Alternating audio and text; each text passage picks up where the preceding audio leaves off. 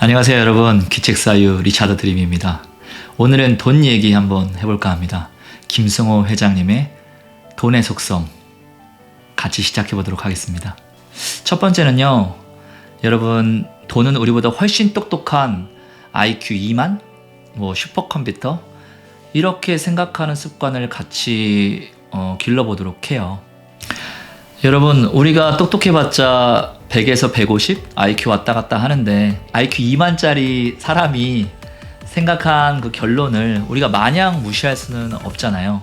그러니까 돈을 우리보다 훨씬 똑똑한 어떤 인격체라고 보고 한번 접근을 해보자고요. 예를 들어서 뉴욕에, 동경에 어떤 집 아니면 빌딩, 엄청 비싼 가치들을 하잖아요. 그게 우리로는 잘 납득 안 될 수도 있어요. 왜 강남의 어떤 집은 30억인지, 압구정 현대 아파트는 왜 50억인지, 그것을 평가절하하지 말고 이유가 있겠지 라고 한번 생각을 해보는 거예요. 왜냐면 돈이 우리보다 훨씬 똑똑하다고 우리가 가정하고 시작하는 거니까요. 돈과 친구가 돼야지 돈을 벌 수 있는 기회가 되는 것 같아요. 돈이 어떠한 결론을 내린 거에 대해서 우리가 이해하려고 해야 되지, 막 무시하고 그러면 돈을 좀 더 알아가기도 참 힘든 것 같아요. 우리가 이해하지 못한다고 해서, 예를 들어 중력이라든지 양자역학 다 이해하지 못한다고 해서 그 현상들이 없는 것은 아니잖아요. 그러니까 이해와 인지는 조금 다른 거니까요. 다 이해하지 못하더라도 인정하고 있으면, 예를 들어서 우리가 어렸을 때는 부모님 마음 잘 몰랐다가 결혼하고 자녀 낳으면 부모님 마음을 나중에 알 때도 많잖아요. 그러니까 그 당시에 어떠한 결론을 짓지 말고 킵하고 있으면 언젠간 그 시야가 트일 때도 있거든요. 그러니까 우리가 이해하지 못한다고 해서 막 무시하지 말고, 돈이 왜 이런 선택들을 해 나갈까 궁금해하면서 같이 친구가 되기를 바랍니다. 여러분, 두 번째로 말씀드리고 싶은 건요, 하막 상뚫에 투자하라입니다. 이게 무슨 말이냐면요, 하단은 막혀 있고 상단은 뚫려 있는 그런 데에 투자를 해야 됩니다. 예를 들어서요, 강남의 빌딩이라든지 아파트들이 인기가 많은 이유 중에 하나가요, IMF, 전쟁 이런 것만 아니면 떨어질 수 있는 하단이 막혀 있기 때문이에요. 30억짜리 아파트가 요즘 폭락론도 많이 나오고 있지만 떨어져 봤자 반토막 나면은 국가 경제가 이상한 거고요. 20억에서 25억 사이겠죠. 근데 예컨대 지방의 어떠한 아파트를 싸게 구입했어도 5억 주고 구입했다고 볼게요. 그렇다고 하더라도 만약에 시장이 안 좋아지면 5억을 다 날릴 수 있어요. 왜냐면 안 팔리니까요. 이것이 하단이 막혀있고 막혀있지 않는 그 다른 종류의 투자예요. 여러분, 상이 뚫려 있으면 너무나도 좋겠죠. 예컨대 좋은 주식을 싼 가격에 사면 그 회사가 망하지 않는 이상 하단이 막혀있고 호황기가 돌아오면 상이 뚫려 있으니까 좋은 투자가 될 수 있겠죠. 채권도 수익률이 높으면 좋은 투자가 될 수 있죠. 원금이 보존이 되니까. 채권이라고 다 원금이 보존이 되는 건 아니고요. 코인 열풍일 때도 저는 투자하지 못했던 이유 중에 하나가 하단이 막혀있지 않았기 때문이에요. 상은 엄청 뚫려 있었죠. 몇 배, 20배, 비트코인이 쌀 때는 되게 쌌다가 10배 막 이랬지만 하단이 막혀있지 않는 것들은 저는 좀 무서워서 투자를 못 하겠더라고요. 여러분, 투자할 때 꼭 기억해 주세요. 사자성어처럼 하막 상뚫. 근데 여러분, 반대가 뭡니까?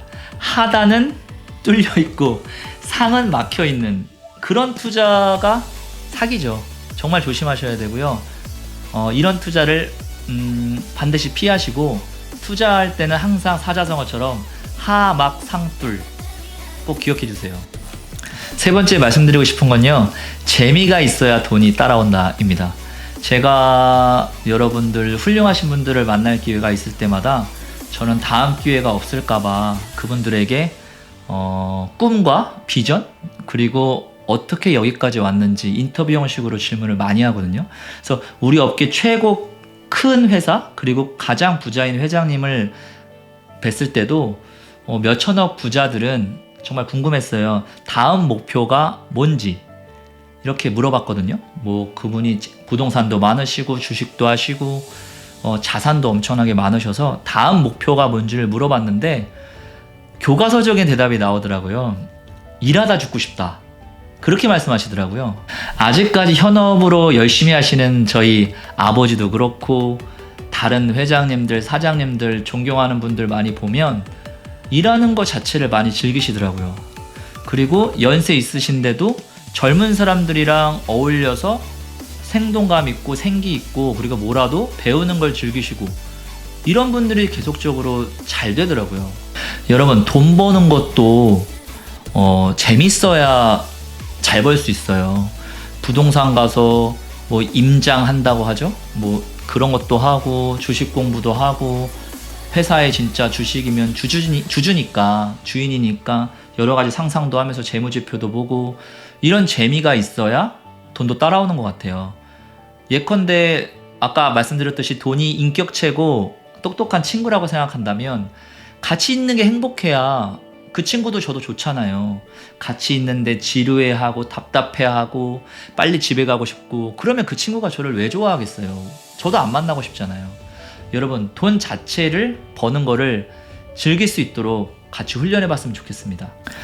여러분, 저도 지금 여러분과 같이 성장하고 앞으로 만들어 가야 되는 사람이고 부자도 아니지만 제가 20살 때부터 재밌게 행동했던 것 중에 하나가 돈이 없어도 거기 강남 같은 데 놀러 가면 압구정 현대아파트 막 이런 데 앞에 가면 압구정 로데오 가면 부동산에 들어가 봐요. 그런 다음에 이 아파트는 얼마인지 물어보면 안 되고 다 아는 것처럼 강남 사람인 척 하면서 매물 나왔어요? 아니면 뭐 얼마예요? 금매 있어요? 이런 것들을 굉장히 많이 했어요. 근데 어린 나이여도 그런 상황에서 그 부동산 사장님이 저를 막 찬밥 대우하지 않았던 거는 그 근처에는 부자 자녀분들이 많겠죠.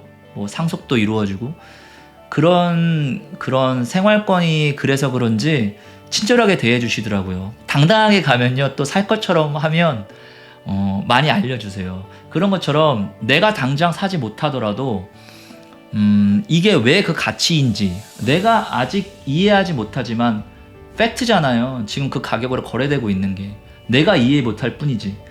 그런 것들에 대해서 첫술에 배부를 수 없듯이 자꾸 공부를 해 나가면서 돈에 대해서 알아가는 거예요. 그래야만 그런 아파트라든지 빌딩이라든지 주식 채권 그런 기회가 왔을 때 기회인 줄 알죠. 그러니까 여러분, 지금 산다 못 산다 이런 부분보다도 돈에 대한 감각을 익히기 위해서 작은 훈련이라도 해 나갔으면 좋겠습니다. 여러분, 우리의 바람, 소원, 그리고 현실은 정말 다르잖아요. 원금 보존, 리스크 없는 자산의 증식 이런 거 지금 우리 세대에는 없습니다. 인플레이션으로 인해서 돈을 많이 찍어내고 있기 때문에 저금을 하더라도 저축을 하더라도 실질 금리가 1.2% 내외는 인플레이션이 벌써 1.2에서 1.5를 넘고 있기 때문에 여러분, 안정적인 원금 보존이란 말 없어요. 이제 씁쓸하지만 양과 그 포트폴리오 구성은 각자의 몫이지만 우리 세대는 부정하지 마세요. 주식, 채권, 부동산 안 하면 절대 집 하나도 못 사요. 공부를 하셔야 돼요. 여러분, 우리 어른 세대, 저희도 어른이지만 저희 윗선배들 50대, 60대들까지도 재테크라는 개념이 많이 없어도 됐어요. 실질 금리가 7%, 8% 됐기 때문에 은행에 돈만 넣어놔도 자산 증식이 가능했던 시기예요. 하지만 우린 달라요. 그리고 또 하나 말씀드리고 싶은 거는 한국 사회가 이제 청소년기를 넘어서 청년, 그 이상이죠. 어른, 노인까지 갔어요.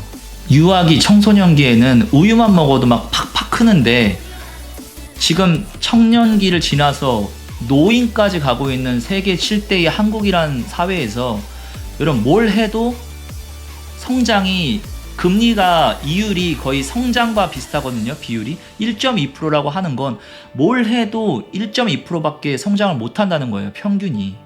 그러니까 여러분, 우리 정신 같이 바싹 차려야 돼요.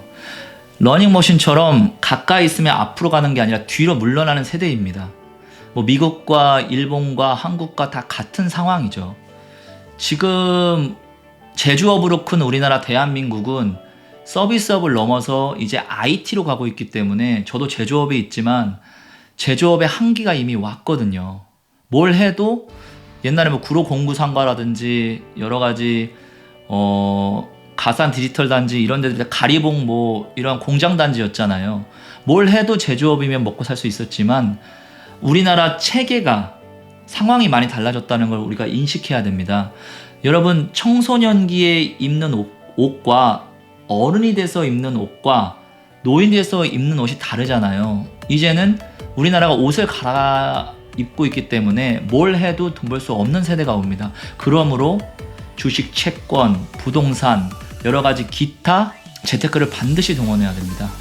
직장인이든 아니든 뭐라도 해봤으면 좋겠어요. 예컨대 저는 이제 유튜브를 기록과 여러 가지 같이 책 읽는 거에 대해서 공유하고 싶은 마음과 이런 걸로 하지만 유튜브도 쉽게 접근할 수 있잖아요. 그래서 하고 싶은 분들은 유튜브도 하시고 스마트 스토어에서 뭘도 팔아보시고 뭐 렌탈 사업 아니면 외국에서 뭐 사와서 파는 거라든지 구매 대행이라고 하죠. 이런 것들 뭐든지 많이 해봐야 돼요.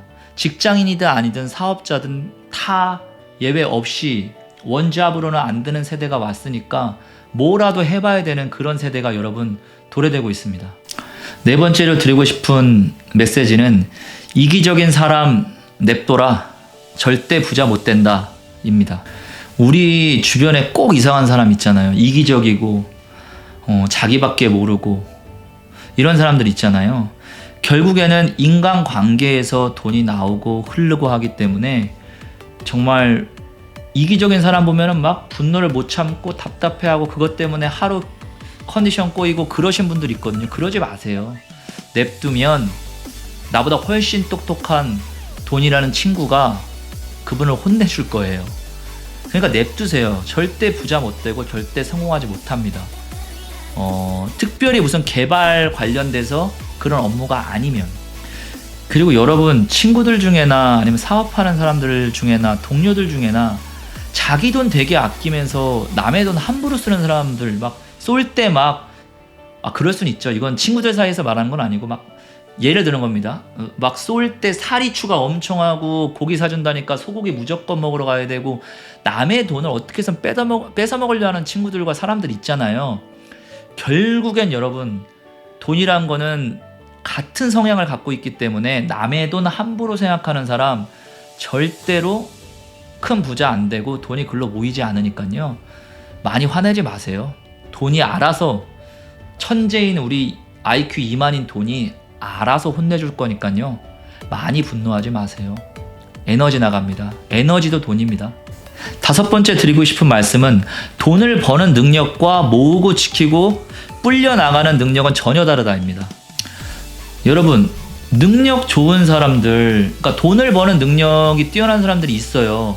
연예인, 비즈니스맨, 뭐 중고차 파시는 분들, 돈을 벌 수 있는 사람들이 정말 많은데 우리가 착각하는 것 중에 하나가 그런 버는 능력이 있으면 부자라고 생각해요. 근데 여러분, 돈을 버는 능력과 모으고 지키고 불려가는 능력은 전혀 달라요. 그러니까 능력이 우리가 약간 뭐 나폴레옹인가요? 칼이 짧으면 일보 전진해서 찌른다 이런 말도 있듯이 돈을 버는 능력이 부족하신 분들, 뭐 솔직히 그 활발하고 아웃고잉 스타일이 돈을 벌 수 있는 능력은 큰데 또 침착하신 분들이 잘하는 게 뭐 정리, 공부 이런 거잖아요. 그런 공부, 모아서 불려가는 능력은 또 다른 거니까 전혀 기죽지 마시고요. 공부해서 또 플랜을 잘 짜서 모으고 불려나가면 됩니다. 그러니까 지금 너무 잘 벌고 있다고 나댈 필요도 없고요. 지금 없다고 해서 기죽을 필요도 없을 것 같아요. 두 가지가 다가 있어야 되거든요. 돈을 잘 버는 능력과 잘 지키고 불려가는 능력. 우리가 양 날개로 날아야 되기 때문에 여러분, 하나가 있다고 우리 잘난 척하지 말고 서로 그 두 개를 다 균형 있게 잘 날 수 있도록 같이 공부하고 노력하고 재미있게 같이 만들어 갔으면 좋겠습니다. 여러분, 그리고 여섯 번째 마지막으로 말씀드리고 싶은 건 세상 모든 것은 예상과 예측에 의한 실행력 싸움이다.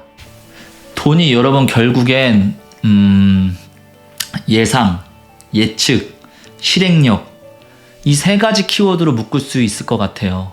제가 여러분 옛날도 아니죠. 퓨처 셀프에서 말씀드렸듯이 뇌는 미래에 대해서 인지 반응하잖아요. 결국에는 두뇌 싸움인 것 같아요.